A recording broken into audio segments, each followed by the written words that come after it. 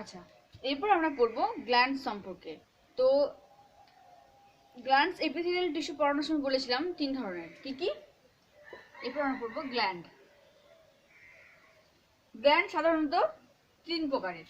একটা হচ্ছে exocrine gland, একটা হচ্ছে এক্সোক্রাইন গ্ল্যান্ড, একটা হচ্ছে এন্ডোক্রাইন গ্ল্যান্ড,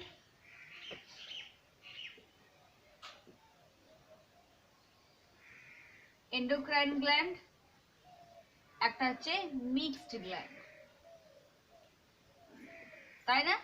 এক্সোক্রাইন গ্ল্যান্ড মানে যার বাংলা বহিঃক্ষরা গ্রন্থি। বহিঃক্ষরা যে সমস্ত গ্রন্থির ক্ষরণ একটা নালীপথের মধ্য দিয়ে বাহিত হয়ে নালীপথ থেকে বাইরে উন্মুক্ত হয় তাকে বলা হচ্ছে বহিঃক্ষরা গ্রন্থি। ওকে, তখন বলেছিলাম তোমাদেরকে বহিঃক্ষরা মানে এই বহিঃক্ষরা গ্রন্থি যেটা, সেগুলো অনেকগুলো সেলের সমষ্টি, অনেকগুলো কোষ দ্বারা গঠিত।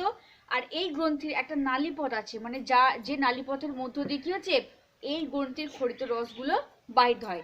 এই বহিঃক্ষরা গ্রন্থি থেকে যে সমস্ত রস ক্ষরিত হয় তাদেরকে কিন্তু আমরা হরমোন বলবো না, তারা হচ্ছে বিভিন্ন রকমের উৎসেচক। ওকে, এগুলো কিন্তু সরাসরি ব্লাডে মিশ্রিত হয় না।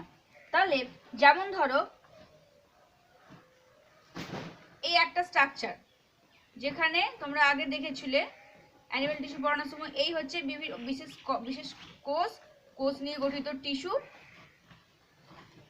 তার একটা ভিতরের গঠন এন্ডোথেলিয়াল স্ট্রাকচার। এই যে নালীপথ, এই নালীপথের মধ্য দিকে হচ্ছে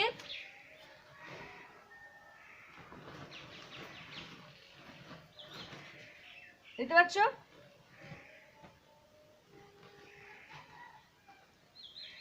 এই অংশ, এখানে তোমার রক্তজলকের মধ্য দিয়ে রক্ত প্রবাহিত, ব্লাড প্রবাহিত হচ্ছে।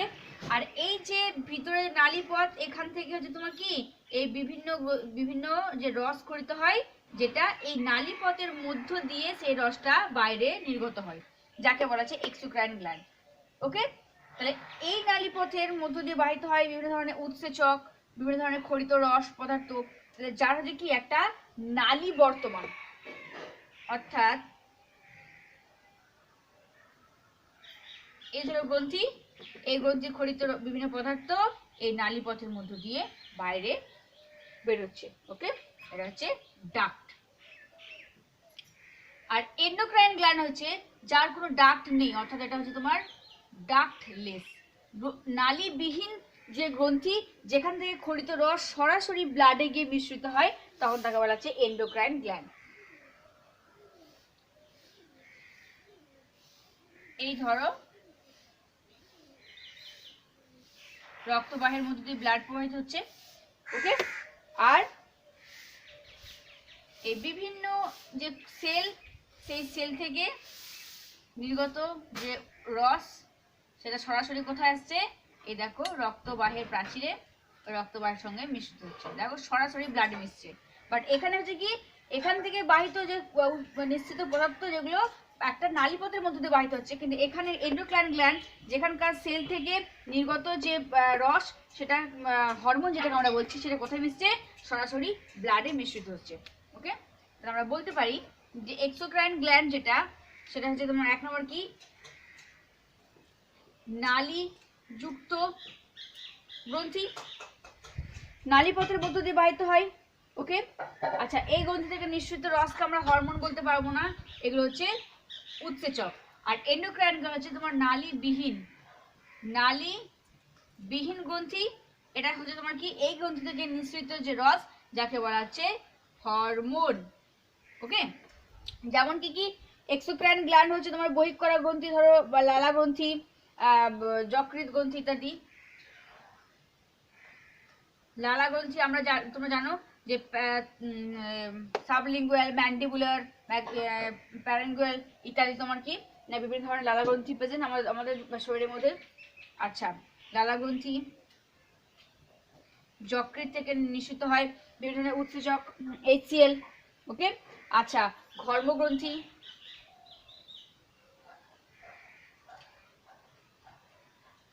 এগুলো হচ্ছে সব এক্সোক্রাইন গ্ল্যান্ড থেকে নির্গত। আর একটা জিনিস, এই গ্রন্থি থেকে যে ক্ষরিত রস, সেটা নালীর মাধ্যমে গ্রন্থির বাইরে নির্গত হয়, কিন্তু এই গ্রন্থির ক্ষরিত রস কিন্তু নালীর মাধ্যমে বাইরে নির্গত হয় না। এটা হচ্ছে তোমার কি পিটুইটারি পিটুইটারি, থাইরয়েড, অ্যাড্রিনালিন ইত্যাদি। মিক্স গ্ল্যান্ড যে সমস্ত গ্রন্থির হচ্ছে কি না বহিঃক্ষরা এবং অন্তঃক্ষরা উভয় প্রকারের কোষের সমন্বয়ে গঠিত, যাকে বলা হচ্ছে মিশ্র গ্রন্থি। তাহলে এখানে বহিঃক্ষরা এবং অন্তঃক্ষরা উভয় প্রকারই কোষ দ্বারা গঠিত, যাকে বলা হচ্ছে মিশ্র গ্রন্থি।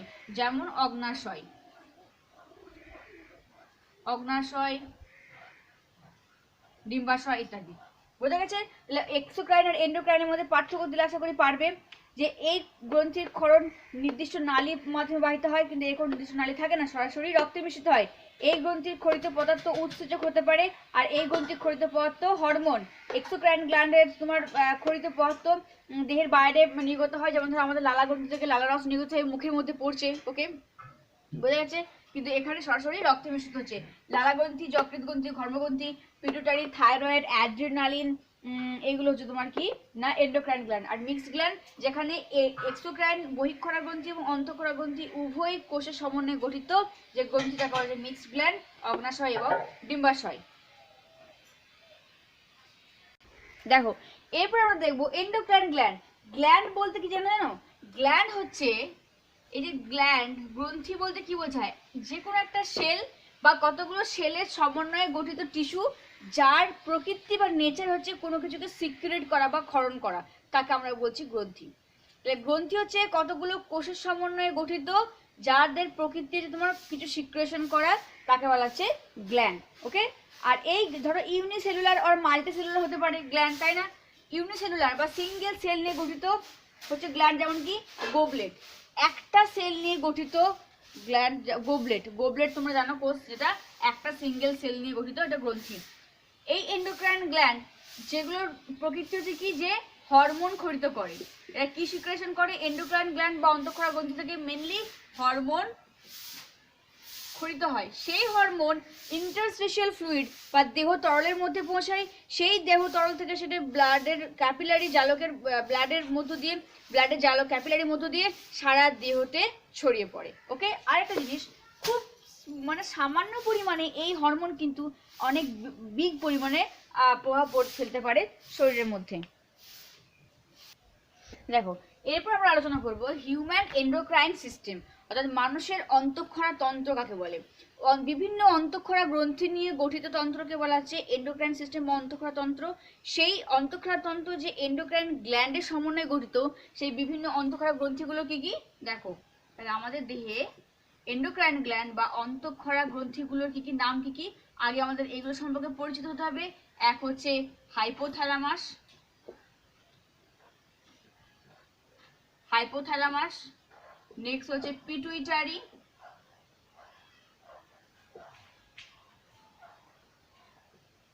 পিটুইটারি, নেক্সট হচ্ছে থাইরয়েড, প্যারাথাইরয়েড,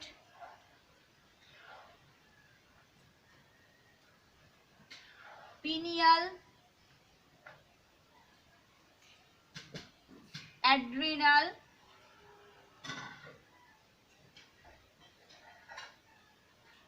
দেখো তাহলে hypothalamus, pituitary, thyroid, parathyroid, pineal, adrenal, এই সমস্ত গ্রন্থিগুলো যে কি গ্রন্থি? অন্তঃক্ষরা।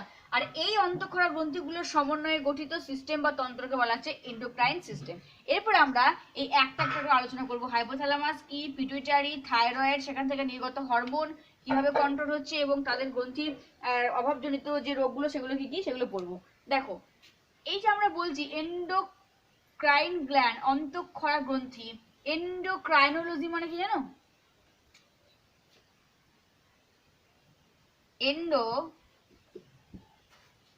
এন্ডোক্রাইনোলজি মানে কি জানো?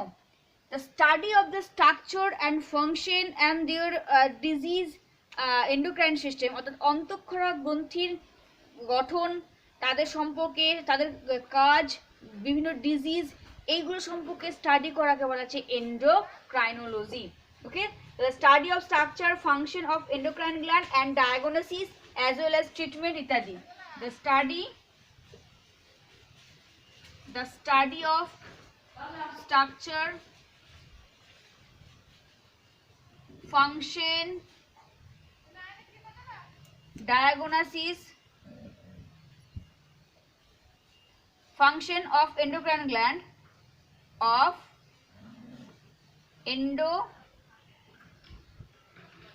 and as well as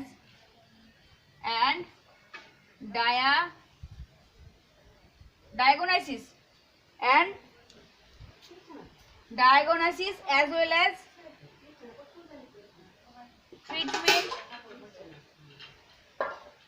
treatment and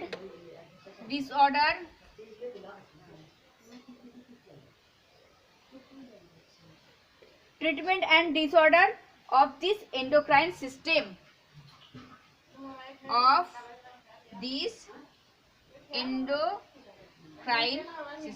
ওকে। তোমাদের মধ্যে অনেকে আছো তোমরা যারা নিট দেবে, মেডিকেল দেবে, তো তারা যদি অনেকের ইচ্ছে থাকতেই পারে 4 বছর এমবিবিএস কমপ্লিট করার পর তারপর যদি হায়ার স্টাডি করতে চাও তাহলে কিন্তু কেউ পড়তে পারো এই এন্ডোক্রাইনোলজি নিয়ে, অর্থাৎ যেখানে এন্ডোক্রাইন সিস্টেম অন্তঃক্ষরা গ্রন্থি স্টাডি করা, তাকে নিয়ে চর্চা করা, তাদের কাজ, তাদের ফাংশন, তাদের ডায়াগনোসিস করা, বিচার বিশ্লেষণ করা এবং ট্রিটমেন্ট করা এবং সেগুলো ডিসঅর্ডার খুঁজে বের করা, এই সমস্ত কিছুকে একসঙ্গে স্টাডি করাকে বলা হচ্ছে এন্ডোক্রাইনোলজি। ওকে। আর যে ব্যক্তি বা যারা এই এন্ডোক্রাইন সম্পর্কে পড়াশোনা করে, স্টাডি করে, যাদের বলা হচ্ছে এন্ডোক্রাইনোলজিস্ট বলা হয়। ওকে। ভবিষ্যতে আশা করি তোমরাও একজন এন্ডোক্রাইনোলজিস্ট হয়ে উঠবে, দোয়া করি। দেখো তাহলে এই এন্ডোক্রাইন সিস্টেমে আমাদের কি কি অংশ বা কি কি গ্ল্যান্ড আমরা সম্পর্কে পড়তে হবে দেখে নাও। মস্তিষ্ক, ব্রেন। এই ব্রেনের তোমরা যখন পড়েছো, নার্ভাস সিস্টেম পড়েছো, সেই নার্ভাস সিস্টেম পড়ার সময় তোমরা আশা করি দেখেছো যে সেখানে কিন্তু তোমরা ব্রেনের 3টে অংশ পেয়েছিলে। একটা forebrain, midbrain and hindbrain. Okay. মস্তিষ্কের এই উপরের যে পোর্শন যাকে বলা হচ্ছে অগ্র মস্তিষ্ক, মাঝে মধ্য মস্তিষ্ক এবং তারপরে নিচের দিকে পার্শ্বদ মস্তিষ্ক। সেই ফোর ব্রেনের একটা অংশ হচ্ছে হাইপোথ্যালামাস। ফোর ব্রেনের মধ্যে অবস্থিত থ্যালামাসের নিচে অবস্থিত যে গ্রন্থি যাকে বলা হচ্ছে হাইপোথ্যালামাস, যাকে বর্তমানে মাস্টার গ্ল্যান্ড বলা হয় বা সুপ্রিম অফ কমান্ডার বলা হয়, যাকে প্রভুগ্রন্থি বলা হয়, সর্বোচ্চ প্রভুগ্রন্থি বলা হয়। কারণ এই হাইপোথ্যালামাসই বাকি যে পিটুইটারি বা আদার্স যে গ্রন্থি, সেই পিটুইটারি গ্রন্থিকে নিয়ন্ত্রণ করে সেখান থেকে হরমোন সিক্রেশনের জন্য। তাই আমরা জানতাম যে পিটুইটারিকে বলা হয় প্রভুগ্রন্থি, কিন্তু পিটুইটারি গ্রন্থিকে যেহেতু নিয়ন্ত্রণ করে হাইপোথ্যালামাস, তাই হাইপোথ্যালামাসকে বলা হচ্ছে সর্বোচ্চ প্রভুগ্রন্থি। দেখো এই মস্তিষ্কের যে অগ্র মস্তিষ্ক ফোর ব্রেন, সেই ফোর ব্রেনের মধ্যে থ্যালামাস আছে এর উপরে, থ্যালামাসের নিচে অবস্থিত হাইপোথ্যালামাস। এই যে হাইন্ড ব্রেন, সেখানে অবস্থিত পিনিয়াল গ্রন্থি হাইন্ড ব্রেনের কাছে, এবং হাইপোথ্যালামাসের নিচে অবস্থিত পিটুইটারি গ্ল্যান্ড, যে পিটুইটারি গ্ল্যান্ডকে হাইপোথ্যালামাস নিয়ন্ত্রণ করে। তাহলে বোঝা যাচ্ছে। তাহলে এই যে বলছি অন্তঃক্ষরা গ্রন্থি, সেই অন্তঃক্ষরা গ্রন্থিগুলো কি কি? হাইপোথ্যালামাস কোথায় অবস্থিত দেখো, তারপরে পিনিয়াল গ্রন্থি দেখো কোথায় অবস্থিত, পিটুইটারি গ্ল্যান্ড দেখো হাইপোথ্যালামাসের নিচে অবস্থিত, তারপরে আমাদের গলায় যে ট্রাকিও আছে, ফ্যারিংস, সেখানে দেখো থাইরয়েড গ্রন্থি প্রেজেন্ট, এটা থাইরয়েড গ্রন্থি দেখানো হয়েছে। আর এই থাইরয়েড গ্রন্থির চারিপাশে যে অংশ দেখানো হয়েছে অবস্থিত যে গ্রন্থি, থাইরয়েড গ্রন্থির চারিপাশে অবস্থিত গ্রন্থিকে বলা হচ্ছে প্যারাথাইরয়েড গ্রন্থি। ওকে, দেখতে পাচ্ছ। অ্যান্ড তার নিচে অবস্থিত থাইমাস গ্ল্যান্ড। আর কি তোমরা জানো, কিছুদিন আগেই পড়লাম, কিডনির উপরে অবস্থিত হচ্ছে তোমার কি কর্টেক্স রিজিয়নে বর্তমান অ্যাড্রিনাল গ্রন্থি, অগ্নাশয় গ্রন্থি এবং ডিম্বাশয়। আর ফিমেলদের ক্ষেত্রে ডিম্বাশয় আর মেলের ক্ষেত্রে টেস্টিস। বোঝা গেছে? এই আমাদের গ্রন্থিগুলো সম্পর্কে স্টাডি করতে হবে, বা এন্ডোক্রাইনোলজি যারা এই সমস্ত অন্তঃক্ষরা গ্রন্থি সম্পর্কে তাদের আলাদা চর্চা করে তাদের বলা হচ্ছে এন্ডোক্রাইনোলজি। আমাদেরকে প্রত্যেকটা গ্রন্থি সম্পর্কে এবং তাদের কাজ, তাদের কি ভূমিকা, সেগুলো জানতে হবে। আশা করি বোঝা গেছে যে এইটা এন্ডোক্রাইন যে সিস্টেম বা অনাক্রম্য যেটা করে তোমার অন্তঃক্ষরা গ্রন্থি কি কি অংশ নিয়ে গঠিত। অবস্থানগুলো দেখে নাও, দেখেছো?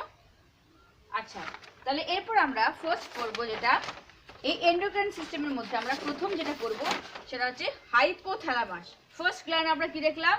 হাইপোথ্যালামাস।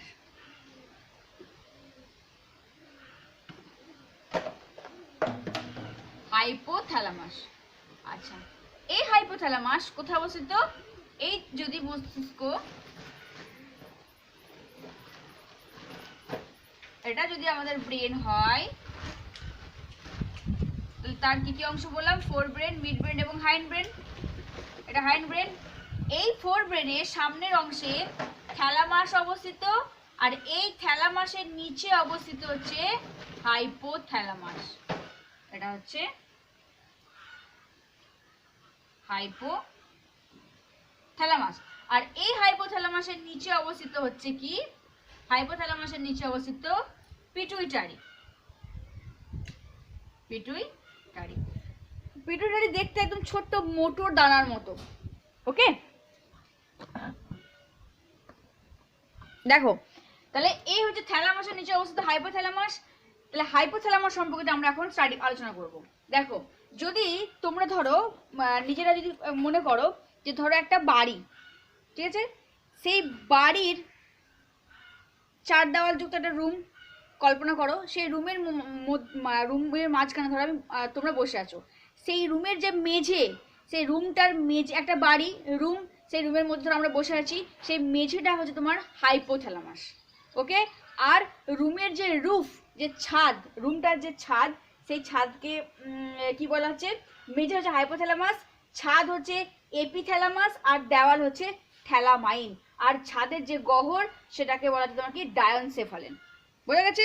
তাহলে ডায়নসেফালেন অর্থাৎ কি বলতে চাইলাম, যে একটা রুমকে যদি কল্পনা করা হয় ব্রেনের সঙ্গে, তাহলে সেই রুমের যে মেঝেকে বলা হচ্ছে হাইপোথ্যালামাস, যে ছাদ তাকে বলা হচ্ছে এপিথ্যালামাস, আর যে 2 সাইড দেওয়াল তাকে বলা হচ্ছে এপিথ্যালামাইন, আর ওই রুমের যে গহ্বর, যে ক্যাভিটি, যে স্পেস, যাকে বলা হচ্ছে কি? ডায়নসেফালেন।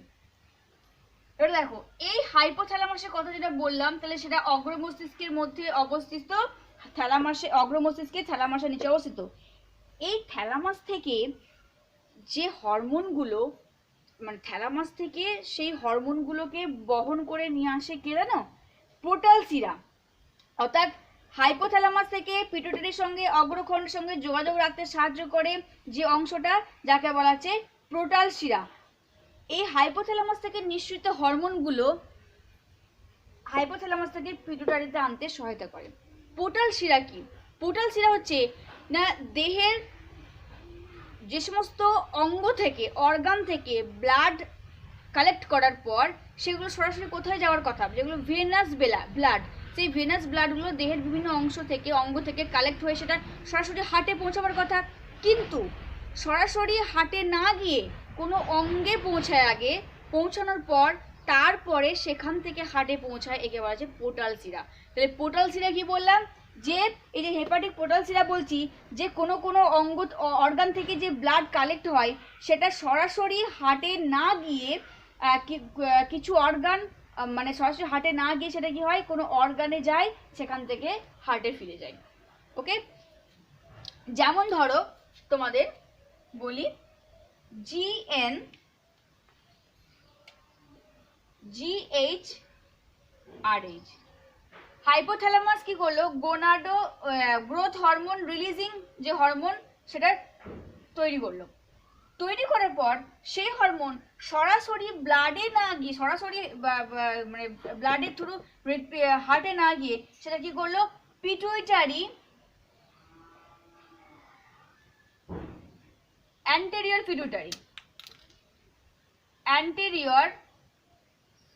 পিটুইটারি গ্রন্থিতে পৌঁছালো।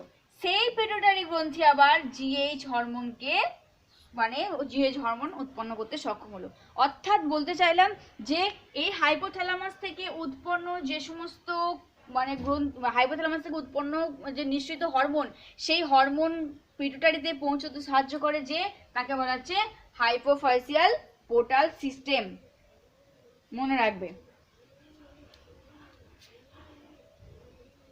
হাইপোফাইসিয়াল পোর্টাল শিরা, যে হাইপোথ্যালামাস থেকে নিঃসৃত হরমোনকে পিটুইটারি গ্রন্থিতে পৌঁছাতে বা সঞ্চয় করতে সাহায্য করে। ওকে, অর্থাৎ পিটুইটারির সঙ্গে, হাইপোথ্যালামাসের সঙ্গে পিটুইটারি গ্রন্থির কানেক্ট বা সংযোগ রাখতে সাহায্য করে কে? এটা মনে রাখবে, হাইপোফাইসিয়াল পোর্টাল শিরা। ওকে, এবারে দেখো, এই যে হাইপোথ্যালামাস সেই হাইপোথ্যালামাস থেকে বিভিন্ন ধরনের হরমোন সিক্রেশন হয়, তাই না? এবারে দেখো হাইপোথ্যালামাস থেকে পাওয়া যে নিঃসৃত পদার্থ যাকে বলা হয় নিউরো হরমোন। নিউরো হরমোন মনে রাখবে, হাইপোথ্যালামাস থেকে খরিত পদার্থকে বলা হয় নিউরো হরমোন। কেন বলা হয়? হাইপোথ্যালামাস যেখানে ফোর ব্রেনের মধ্যে অবস্থিত, মস্তিষ্কের অগ্রখণ্ডে অবস্থিত হাইপোথ্যালামাস, যে হাইপোথ্যালামাসে বিশেষ ধরনের নিউরন বর্তমান থাকে, সেই নিউরনের মধ্যে কি থাকে? নিউরো সিক্রেটরি কোষ দ্বারা গঠিত। আর সেই নিউরো সিক্রেটরি কোষ কি করে? আগের দিন বলেছি যে বিশেষ ধরনের হরমোন ক্ষরণে কার্যক্ষমতা সম্পন্ন। তাহলে কি বললাম? হাইপোথ্যালামাস হচ্ছে তোমার কি? হাইপোথ্যালামাসের নিউক্লিয়াসে বিশেষ ধরনের নিউরন প্রেজেন্ট, যে নিউরন একটা বিশেষ ক্ষমতা সম্পন্ন যে সে এক ধরনের হরমোন সিক্রেশন করবে। কার দ্বারা? নিউরনে অবস্থিত নিউরো সিক্রেটরি সেলের দ্বারা। সেই নিউরনে অবস্থিত নিউরো সিক্রেটরি সেল যারা যে হরমোন উৎপন্ন করতে সহায়তা করে বা হরমোন ক্ষরণ করতে সহায়তা করে, যাকে বলা হচ্ছে নিউরো হরমোন। ওকে, তাহলে মনে রাখবে। এবং থাইমাস থেকে যে সমস্ত রিলিজিং হরমোন নিঃসৃত হয়, পিটুইটারি হরমোন নিঃসরণ ঘটায়। অর্থাৎ এই হাইপোথ্যালামাস থেকে যে সমস্ত রিলিজিং হরমোনগুলো নিঃসৃত হচ্ছে, যে রিলিজিং হরমোনগুলো কি করে? পিটুইটারি গ্রন্থিকে উদ্দীপিত করে অন্যান্য হরমোন ক্ষরণ করার জন্য। আগের দিন বলেছিলাম যে এই যে হাইপোথ্যালামাস থেকে নিউরো সিক্রেটরি হরমোন করতে হলো, যে নিউরো সিক্রেটরি হরমোনগুলো পিটুইটারি গ্রন্থির হরমোনকে পিটুইটারি গ্রন্থিকে উদ্দীপিত করে অন্যান্য হরমোনগুলোকে ক্ষরণ করার জন্য। ওকে, যে জন্য এই হাইপোথ্যালামাসকে নিউরো রিলিজিং হরমোনও বলা হয়ে থাকে। অর্থাৎ যে রিলিজিং হরমোন ক্ষরণ করে যাতে পিটুইটারি গ্রন্থিকে উদ্দীপিত করে অন্যান্য হরমোনগুলোকে ক্ষরণ করার জন্য। এবং হাইপোথ্যালামাসকে বলা হচ্ছে সর্বোচ্চ প্রভু গ্রন্থি, বা একে আর একটা নামে রাখা হয় কি? Supreme commander. কারণ আমরা জানি মাস্টার গ্ল্যান্ড বলা হয় অন্তঃক্ষরা গ্রন্থির মধ্যে সব থেকে গুরুত্বপূর্ণ গ্রন্থি পিটুইটারি, যে সমস্ত ভূমিকা পালন করে থাকে। বাট পিটুইটারি গ্রন্থিকে নিয়ন্ত্রণ করে হাইপোথ্যালামাস, তারও উপরে। সেই জন্য হাইপোথ্যালামাসকে সর্বোচ্চ প্রভু গ্রন্থিও বলে আখ্যা দেওয়া হয়েছে। ওকে, তাহলে হাইপোফাইসাল পোর্টাল শিরার মাধ্যমে কানেক্ট থাকে, যোগাযোগ থাকে হাইপোথ্যালামাসের সঙ্গে পিটুইটারি গ্রন্থির। আর এই হাইপোথ্যালামাস থেকে কি নিঃসৃত হয় বললাম? নিউরো হরমোন, যে হরমোন কি করছে? পিটুইটারি গ্রন্থির হরমোন ক্ষরণে উদ্দীপিত করে। তাহলে এই হাইপোথ্যালামাসে বিভিন্ন রিলিজিং হরমোন নিঃসৃত হয়, বিভিন্ন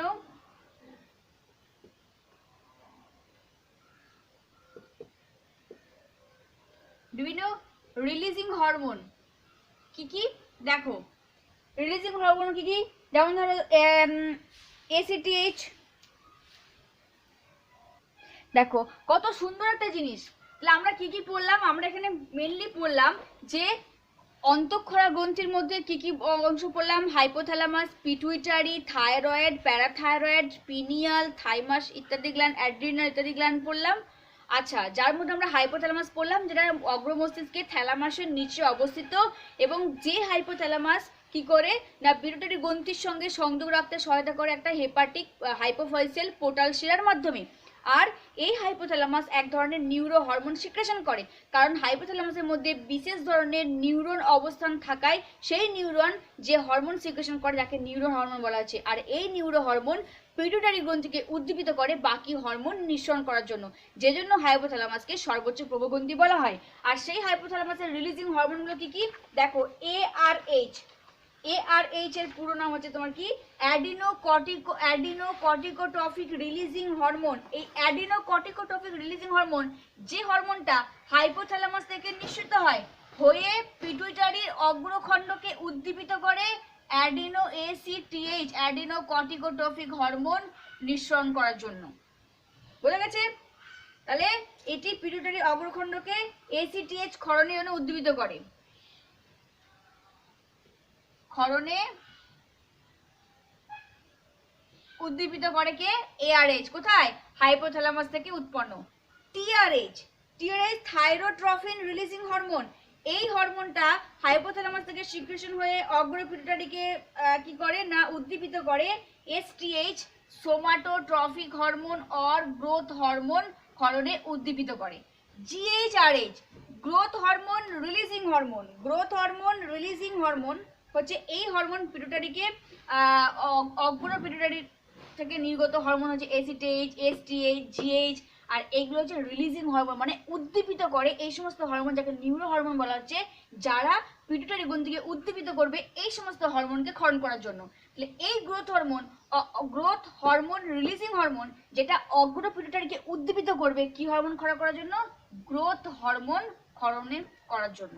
ওকে, নেক্সট দেখো জিএইচআইএইচ অর্থাৎ growth inhibiting, growth hormone inhibiting hormone, যে কি করে ইনহিবিট করা মানে বাধা প্রদান করা। এ জিএইচ পিটুটারিকে উদ্দীপিত করবে যে গ্রোথ হরমোন ক্ষরণে বাধা দেওয়ার জন্য, অর্থাৎ গ্রোথ হরমোন ক্ষরণে বাধা দেওয়ার জন্য উদ্দীপিত করবে। বোঝা গেছে? তাহলে এআরএইচ অ্যাডিনোকর্টিকোট্রফিক রিলিজিং হরমোন এসিটিএইচ ক্ষরণে উদ্দীপিত করে পিটুটারি গ্রন্থিকে। টিআরএইচ থাইরোট্রফিন রিলিজিং হরমোন যে পিটুটারির অগ্রখণ্ডকে উদ্দীপিত করে জিএইচ বা এসটিএইচ হরমোন রিলিজ করার জন্য। ওকে, তাহলে মনে থাকে জানো, পরীক্ষা আসতে পারে কয়েকটা নিউরো হরমোনের নাম লেখো বা এগুলো। নেক্সট হচ্ছে দেখো পিআরএইচ প্রোল্যাকটিন রিলিজিং হরমোন। এ কি করে? পিটুটারির অগ্রখণ্ডকে উদ্দীপিত করে প্রোল্যাকটিন হরমোন ক্ষরণ করার জন্য। প্রোল্যাকটিন হরমোন ক্ষরণ করার জন্য কাকে? পিটুইটারিকে উদ্দীপিত করে, পিটুইটারি গ্রন্থিকে উদ্দীপিত করে পিআরএইচ প্রোল্যাকটিন রিলিজিং হরমোন। নেক্সট হচ্ছে জিএনআরএইচ গোনাডোট্রফিন রিলিজিং হরমোন। এ কি করে?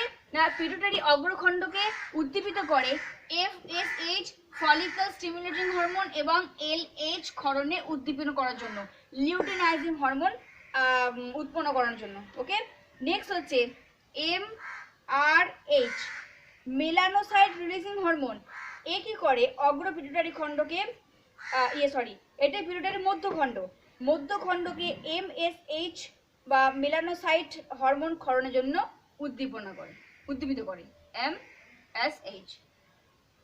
তাহলে এই হচ্ছে তোমার নিউরো হরমোন যেটাকে বলা হচ্ছে বা রিলিজিং হরমোন। কোনগুলো?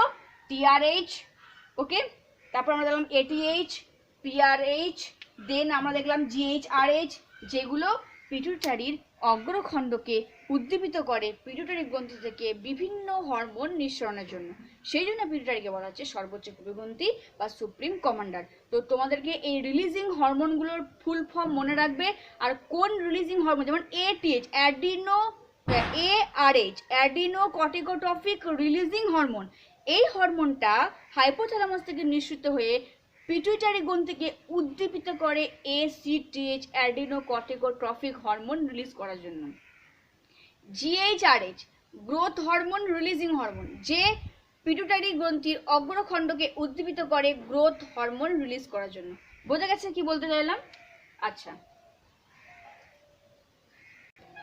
তাহলে দেখো অন্তঃক্ষরা গ্রন্থির যে মধ্যে আমরা প্রথম কি বললাম? হাইপোথ্যালামাস। নেক্সট আমরা পড়বো পিটুইটারি, ভিভিআই, খুব ইম্পর্টেন্ট।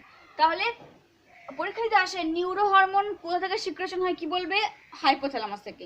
পরীক্ষা দিতে আসে কয়েকটা রিলিজিং হরমোনের নাম বলো, লিখতে পারবে? একটু আগে করালাম, যেটা পিটুইটারিকে উদ্দীপিত করে আদার্স হরমোন ক্ষরণ করার জন্য। পিটুইটারি হরমোন যেটা দেখালাম একটু আগে ডায়াগ্রামে, ছবিতে তোমাদেরকে দেখালাম। দেখো যে পিটুইটারি হচ্ছে তোমার কোথায় অবস্থিত? এই হাইপোথ্যালামাসের নিচে অবস্থিত পিটুইটারি গ্রন্থি। ওকে, এই পিটুইটারি গ্রন্থির যদি আমরা একটু অবস্থান থেকে ডিটেলসে, তার আগে বলি এই পিটুইটারি গ্রন্থিকে বলা হচ্ছে প্রভু গ্রন্থি বা একে বলা হচ্ছে মাস্টার গ্ল্যান্ড। কারণ অন্তঃক্ষরা গ্রন্থির মধ্যে সবথেকে গুরুত্বপূর্ণ গ্রন্থি হচ্ছে তোমার পিটুইটারি গ্রন্থি, যে বিভিন্ন হরমোন নিঃসরণ করে এবং সবকিছুর গুরুত্বপূর্ণ ভূমিকা পালন করে থাকে। বাট এই গ্রন্থিকে আবার কন্ট্রোল করে হাইপোথ্যালামাস এই গ্রন্থিকে উদ্দীপিত করে অন্যান্য হরমোন ক্ষরণ করার জন্য, তাই হাইপোথ্যালামাসকে সর্বোচ্চ প্রভুগ্রন্থি বলা হয়। দেখো এই পিটুইটারির আমরা যদি অবস্থান দেখি তাহলে কি দেখবো?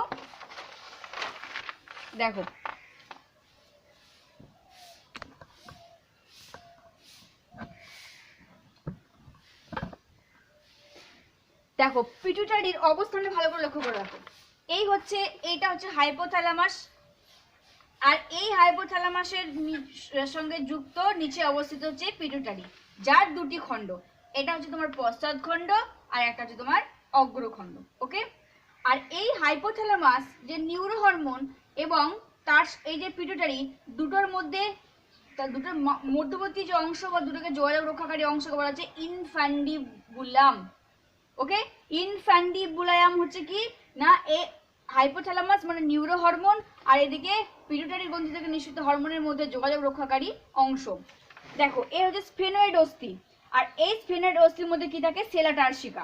ঠিক আছে, তো তাহলে আমরা যদি পিটুইটারি গ্রন্থি অবস্থান বলি তাহলে কি বলবো, যে পিটুইটারি গ্রন্থি হচ্ছে এটা একটা অন্তঃক্ষরা গ্রন্থি, এটি মস্তিষ্কের মূলদেশে একদম মানে উপরের অংশে স্ফেনয়েড অস্থি, দেখো স্ফেনয়েড অস্থি, সেলা টার্সিকা। স্ফেনয়েড এই যে অস্থি, এই অস্থিটার নাম স্ফেনয়েড অস্থি, আর তার মধ্যবর্তী অংশের জিনিসগুলো হচ্ছে সেলা টার্সিকা। স্ফেনয়েড অস্থির সেলা টার্সিকার মধ্যে অবস্থিত একটা প্রকোষ্ঠ হচ্ছে পিটুইটারি গ্রন্থি। তাহলে পিটুইটারি গ্রন্থি যে অবস্থান আছে হাইপোথ্যালামাসের নিচে মস্তিষ্কের উপরের অংশে অবস্থিত স্ফেনয়েড অস্থির সেলা টার্সিকার মধ্যে অবস্থিত একটা প্রকোষ্ঠ বা গ্রন্থি, যার নাম হচ্ছে পিটুইটারি গ্রন্থি, যার দুটি অংশ পশ্চাৎ এবং অগ্র পিটুইটারি অংশ। ওকে, আর এই হাইপোথ্যালামাস আর পিটুইটারির মধ্যে সংযোগ রক্ষাকারী অংশ হচ্ছে ইনফ্যান্ডিবুলাম। দেখো তাহলে এই পিটুইটারি গ্রন্থির অবস্থান বললাম। এই পিটুইটারি গ্রন্থি পুরুষদের তুলনায় স্ত্রীলোকের গর্ভবর্তী স্ত্রীলোকের দেহে এর ওজন একটু বেশি হয়, কারণ গর্ভাবস্থায় পিটুইটারির আকারটা একটু বড় হয়ে থাকে। প্রোলাকটিন হরমোন যেহেতু রিলিজ হয়, বেশি পরিমাণে রিলিজ হয়, সেজন্য পিটুইটারির আকারটা বড় হয়ে থাকে। এই পিটুইটারির মেনলি দুটি অংশ বললাম, একটা বললাম অগ্র পিটুইটারি বা যাকে বলা হচ্ছে অ্যাডিনোহাইপোফাইসিস, আর একটা পশ্চাৎ পিটুইটারি যার নাম হচ্ছে নিউরোহাইপোফাইসিস। এই অগ্র পিটুইটারি যেটাকে বলছি অ্যাডিনোহাইপোফাইসিস, যার দুটি অংশ নিয়ে গঠিত। একটা দেখো পার্স টিউবারলিস, এই অংশটা, এই অগ্র পিটুইটারি এই উপরের অংশকে বলা হচ্ছে পার্স টিউবারলিস, আর এই নিচের যে অংশ যাকে বলা হচ্ছে পার্স ডিস্টালিস। দেখতে পাচ্ছ, পার্স ডিস্টালিস বলা হচ্ছে, দুটি অংশ নিয়ে গঠিত। ওকে, তাহলে অগ্র পিটুইটারির দুটি অংশ, পার্স টিউবারলিস আর এই অংশ পার্স ডিস্টালিস। আর এই পশ্চাৎ যে পিটুইটারি, সেই পশ্চাৎ পিটুইটারির মধ্যবর্তী অর্থাৎ দুটি পার্স টিউবারলিস এবং পার্স ডিস্টালিস, এই দুটি খণ্ডের মধ্যবর্তী অংশকে বলা হচ্ছে পার্স ইন্টারমিডিয়াটা বা পার্স ইন্টারমিডিয়া। কি হচ্ছে, এই অগ্র পিটুইটারি দিয়ে হরমোন নিঃসরণ হয় এবং এখানে অবস্থিত পোর্টাল যে শিরা, সেই সেখানে অবস্থিত, যেটা হাইপোথ্যালামাস থেকে বিভিন্ন হরমোনগুলোকে পিটুইটারিতে নিয়ে আসে, এবং এই পিটুইটারি গ্রন্থি থেকে কি হয় না TSH, STH, ACTH ইত্যাদি নিঃসৃত হয়। তাহলে দেখো এই পিটুইটারি গ্রন্থির অবস্থান কোথায় বললাম, যে মস্তিষ্কের এর অবস্থান বললাম মস্তিষ্কের অগ্রভাগের স্ফেনয়েড অস্থির সেলা টার্সিকা প্রকোষ্ঠের মধ্যে অবস্থিত হচ্ছে পিটুইটারি গ্রন্থি। পুরুষদের ক্ষেত্রে এই পিটুইটারি গ্রন্থি ওয়েট হচ্ছে 0.5 থেকে 0.7 গ্রাম, আর গর্ভবতী মহিলাদের ক্ষেত্রে ওজন একটু বেশি হয়। ওকে, 0.6 থেকে 0.8 গ্রাম মতো হয়ে থাকে। অর্থাৎ গর্ভবতী মহিলার ক্ষেত্রে পিটুইটারি আকারটা বড় হয়। প্রোলাকটিন হরমোন যেহেতু সেই সময় গর্ভাবস্থায় বেশি পরিমাণে ক্ষরিত হয়, তাই এই গ্রন্থির আকারটা বড় হয়ে থাকে পিটুইটারি। ওকে, আচ্ছা, এই পিটুইটারি গ্রন্থির মেনলি বললাম দুটি অংশ, একটা হচ্ছে অগ্র পিটুইটারি, একটা অগ্র পিটুইটারি বা যার আর নাম হচ্ছে তোমার অ্যাডিনো হাইপোফাইসিস ফাইসিস, আর একটা হচ্ছে পশ্চাৎ পিটুইটারি। পশ্চাৎ পিটুইটারি বা যেটাকে বলা হচ্ছে নিউরো হাইপোফাইসিস, যেটা তোমাকে একটু আগে দেখালাম।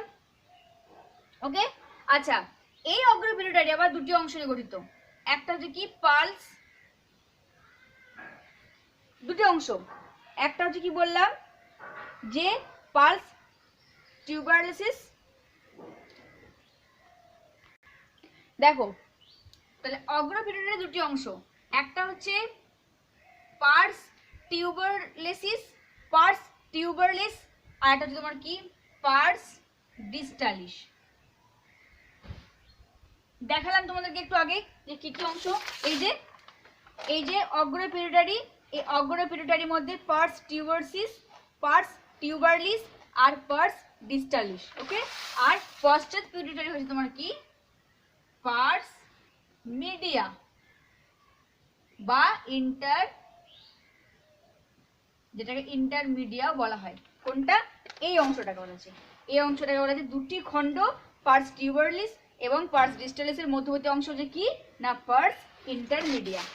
এই হচ্ছে পিটুইটারির অবস্থান এবং শ্রেণী বিভাগ। এরপর আমরা দেখব এই যে পিটুইটারির অগ্রখণ্ড, যাকে অ্যাডিনো হাইপোফাইসিস বলা হচ্ছে, এখান থেকে কি কি হরমোন খরিত হচ্ছে, আর পশ্চাৎ পিটুইটারি গ্রন্থি থেকে কি কি হরমোন খরিত হয়। আমরা রেশন পড়াতে বললাম যে অ্যাডিনো কর্টিকোট্রফিক হরমোন এবং অক্সিটোসিন হরমোন, যেটা হাইপোথ্যালামাস থেকে উৎপন্ন হয়ে পিটুইটারির পশ্চাৎ প্রান্তে সঞ্চিত হয়, তাই না? আচ্ছা, এখন আমরা দেখব যে পিটুইটারি গ্রন্থি থেকে নির্গত হরমোনগুলো কি কি। তাহলে পিটুইটারি দুটি অংশে বিভক্ত, অগ্রখণ্ড আর পশ্চাৎখণ্ড। সেই অগ্রখণ্ড পশ্চাৎখণ্ড আবার দুটি এবং একটা করে অংশ নিয়ে গঠিত। পিটুইটারি গ্রন্থির কাজ হচ্ছে কি, দেখো এই গ্রন্থির কাজ, এই গ্রন্থি থেকে মোট 6টি হরমোন নিঃসৃত হয়। পিটুইটারি অগ্রখণ্ড থেকে 6টি এবং পশ্চাৎখণ্ড থেকে 2টি পেপটাইড হরমোন খরিত হচ্ছে। তাহলে অগ্রখণ্ড থেকে পিটুইটারির যে অগ্রখণ্ড, সে অগ্রখণ্ড থেকে 5টি ও পশ্চাৎখণ্ড থেকে 2টি। তোমাদের বইয়ে কারো 6টা আছে, কারো 7টা আছে, মোট 7টি হরমোন নিঃসৃত হয় পিটুইটারি গ্রন্থি থেকে। আর হাইপোথ্যালামাস থেকে মেনলি 9 থেকে 10টা হরমোন নিঃসৃত হয়, রিলিজিং হরমোন। তো পিটুইটারির যে অগ্রখণ্ড বা অ্যান্টেরিয়র পিটুইটারি যে লোব, অগ্রখণ্ড বা অ্যাডিনো যেটাকে বলা হচ্ছে অ্যাডিনো হাইপোফাইসিস, সেখান থেকে নির্গত হরমোনগুলোর নাম কি কি? পিটুইটারির অগ্রখণ্ড থেকে নির্গত হরমোন এক হচ্ছে somatotrophic hormone, STH, or growth hormone বলা হয়। সোমাটোট্রফিক হরমোন বা গ্রোথ হরমোন, যেটা অগ্র পিটুইটারি খণ্ড থেকে নিঃসৃত হচ্ছে। নেক্সট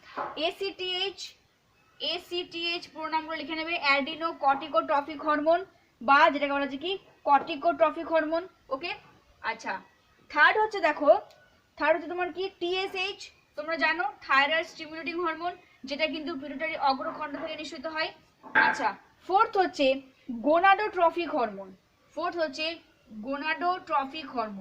এই গোনাডোট্রফিক হরমোন হচ্ছে তোমার কি কি, এক হচ্ছে ফলিকল স্টিমুলেটিং হরমোন আর একটা হচ্ছে লিউটিনাইজিং হরমোন। তাহলে গোনাডোট্রফিক হরমোন যেটা দুই ধরনের, আবার এখান থেকে দুই ধরনের হরমোন খরিত হয়, ফলিকল স্টিমুলেটিং হরমোন আর একটা তোমার কি লিউটিনাইজিং হরমোন। দেখো লিখে নাও, তাহলে এলএইচ হরমোন আর এফএসএইচ হরমোন খরিত হচ্ছে কোথা থেকে? গোনাডোট্রফিক অঞ্চল থেকে। ইন্টারস্টিশিয়াল সেল স্টিমুলেটিং হরমোনও খরিত হচ্ছে। আর ফিফথ হচ্ছে প্রোল্যাকটিন।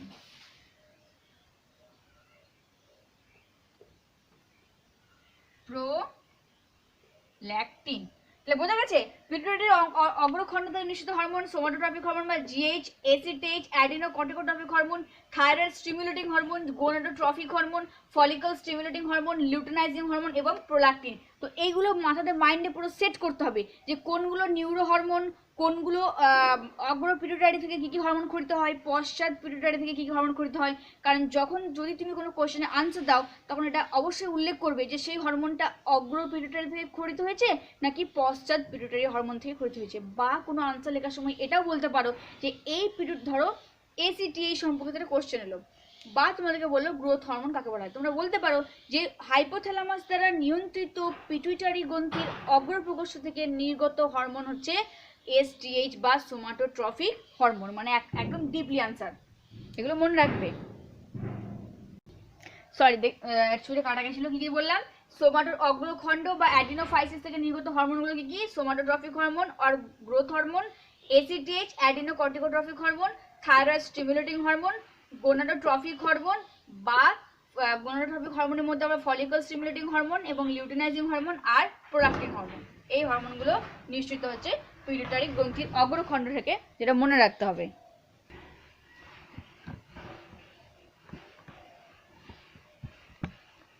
এবারে দেখো এই যে হরমোনগুলো আমরা দেখলাম যে অগ্র পিটুইটারি থেকে STH, GH, SATH, ওকে, দেন দেখলাম TSH, প্রোল্যাকটিন, এইগুলো সম্পর্কিত আমাদেরকে একটা একটা করে কিন্তু সব পড়তে হবে। ওকে, তাহলে ফার্স্ট আমরা দেখব STH অর GH, যার পুরো নাম হচ্ছে সোমাটোট্রফিক হরমোন বা গ্রোথ হরমোন। তাহলে সোমাটোট্রফিক হরমোন বা গ্রোথ হরমোন কাকে বলবো না, পিটুইটারির অগ্রখণ্ড থেকে নিঃসৃত যে প্রোটিনধর্মী হরমোন শরীরের বৃদ্ধি ঘটাতে সাহায্য করে, বা তাকে বলা হচ্ছে সোমাটোট্রফিক হরমোন বা গ্রোথ হরমোন। এখানে কি কি পড়বো, এদের কাজগুলো পড়বো, এদের কাজ পড়বো, আর এই হরমোন কম ক্ষরণে এবং বেশি ক্ষরণের ফলে কি ডিজিজ হয় সেগুলো সম্পর্কে পড়বো। এর বেশি কিছু জানার দরকার নেই, সিলেবাসে নেই। তাহলে সোমাটোট্রফিক হরমোন বা গ্রোথ হরমোন, এই হরমোন হচ্ছে তোমার 1 নম্বর কাজ কি, প্রাণীদের বৃদ্ধি ঘটায়। এটা প্রাণীদের বৃদ্ধি ঘটাতে সাহায্য করে। ওকে, শুধুমাত্র দেহের বৃদ্ধি নয়, এই হরমোন অস্থি এবং পেশির বৃদ্ধি ঘটায়। দেহের যে অস্থি ও পেশির বৃদ্ধি ঘটায়। তোমাদেরকে কাল আমি এইভাবে আর্ট পেপারে চার্টের মাধ্যমে দেখাবো যে এই যে অগ্রখণ্ড থেকে হরমোনগুলো নিঃসৃত হয়েছে, কোন হরমোন কোথায় গিয়ে কাজ করছে সেগুলো দেখো। আর একটা জিনিস মনে রাখবে, এই যে হরমোনটা নির্গত হলো, হরমোন কিন্তু যে কোনো কোষে কাজ করবে না।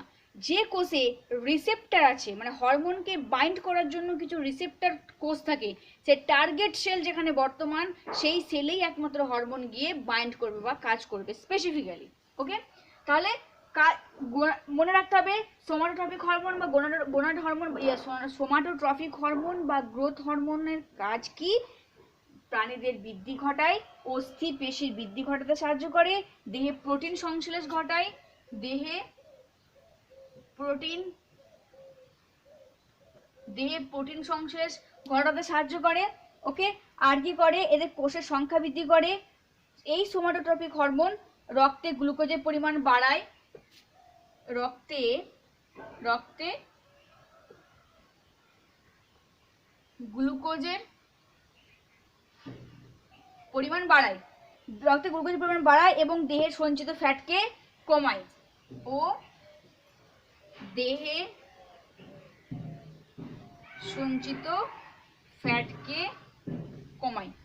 ওকে, তাহলে পরে কিন্তু আসতে পারে যে সোমাটোট্রফিক হরমোন বা গ্রোথ হরমোনের কাজ কি, প্রাণীদের বৃদ্ধি ঘটানো, অস্থি পেশির বৃদ্ধি ঘটানো, রক্তে গ্লুকোজের পরিমাণটা বাড়ায় এবং সঞ্চিত ফ্যাটের পরিমাণটা কমায়, শরীরকে নিয়ন্ত্রণ করতে সাহায্য করে। আচ্ছা, দেন হচ্ছে কি না, এ কি করে না, প্রোটিন সংশ্লেষ করতে সাহায্য করে এবং দেহে কোষের সংখ্যা বৃদ্ধি করতেও সাহায্য করে সোমাটোট্রফিক হরমোন বা গ্রোথ হরমোন। এরপরে এর অভাবজনিত কি লক্ষণগুলো বা এর অভাবজনিত ডিজিজগুলো কি দেখা যাবে যদি এই হরমোন অতিক্ষরিত হয়। এই সোমাটোট্রফিক হরমোন যদি অতিক্ষরিত হয় তাহলে রোগ কি কি হবে। যদি সোমাটোট্রফিক হরমোন বা গ্রোথ হরমোন যদি অনিয়মিত বা কন্টিনিউয়াসলি মানে অনিয়মিত মানে কম ক্ষরণ কিংবা বেশি ক্ষরণ, যদি অনিয়মিত ক্ষরণ হয় বা বেশি ক্ষরণ হয় তাহলে যে রোগ দেখা যায় তাকে বলা হচ্ছে অতিকায়ত্ব। মানে যার হাইট হচ্ছে বিশাল লম্বা, প্রচুর লম্বা হাইট হবে, 7 ফুটের উপর। আর এই সোমাটোট্রফিক হরমোন যদি কম ক্ষরণ হয় তাহলে একদম শর্ট হাইট যে আছে বামনত্ব। ওই জন্য আমরা দেখবে একদম 1.5 ফুট 1 ফুট মানুষ দেখি না, তাহলে তার সেই যে 1.5 ফুট 1 ফুট মানুষের হওয়ার কারণ কি, তাদের দেহে পিটুইটারি থেকে নিঃসৃত এই সোমাটোট্রপিক হরমোনের পরিমাণটা একদম বিলো, অত্যন্ত কম ক্ষরণের জন্য তাদের দেহে কি লক্ষণ দেখা গেছে, বামনত্ব আর বেশি ক্ষরণের ফলে অতিকায়িত ও অ্যাক্রোমেগালি, অতিকায়িত ও অ্যাক্রোমেগালি ডিজিজ লক্ষ্য করা যায়। ওকে, নেক্সট হচ্ছে আমরা করব 2 নাম্বার এসিটিএইচ, এসিটিএইচ বা অ্যাডিনোকর্টিকোট্রপিক হরমোন। তাহলে এখানে খুব ইজি একটা জিনিস, হাইপোথ্যালামাস দেন পিটুইটারি, পিটুইটারি থেকে নিঃসৃত hormone GAS, somatotropic hormone STH, sorry এটা এসটিএইচ হবে, এসটিএইচ জিএইচ এসটিএইচ। তার মধ্যে আমরা এইগুলোর শুধুমাত্র কাজ আর এদের বেশি ক্ষরণ এবং কম ক্ষরণের ফলে কি হয় সেটা মনে রাখবো, কারণ পরীক্ষাতে আসতে পারে। হয়তো দিলেও অতিকায়িত রোগ কোন হরমোনের ক্ষরণের ফলে হয়, কি বলবে, এসটিএইচ বা জিএইচ এর বেশি ক্ষরণের ফলে অতিকায়িত বা অ্যাক্রোমেগালি হয়ে থাকে, কম ক্ষরণের ফলে বামনত্ব হয়ে থাকে, এবং যেটা অগ্র পিটুইটারি থেকে নিঃসৃত হাইপোথ্যালামাস দ্বারা নিয়ন্ত্রিত।